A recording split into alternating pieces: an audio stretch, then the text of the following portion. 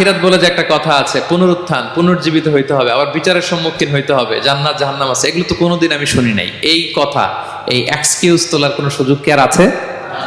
No excuse will be granted that day, dear brothers and sisters.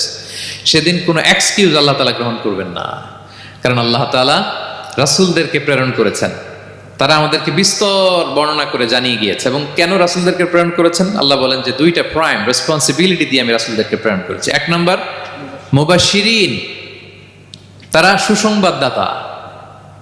তারা আমাদেরকে জানিয়েছে এই পৃথিবীতে যদি আমরা ভালো কাজ করি, এক আল্লাহর ইবাদত করি, কারো হক নষ্ট না করি, তাহলে আমরা জান্নাতে যেতে পারবো। জান্নাতের সুসংবাদ তারা দেন। They are the bearer of glad tidings, they are the bearer of paradise. তারা জান্নাতের সুসংবাদদাতা। রাসূলদের দুই নাম্বার প্রাইম রেসপন্সিবিলিটি হচ্ছে মুনজিরিন, তারা সতর্ককারী। তারা আমাদেরকে এই মর্মে সতর্ক করেছেন যে এই পৃথিবীতে যদি আল্লাহর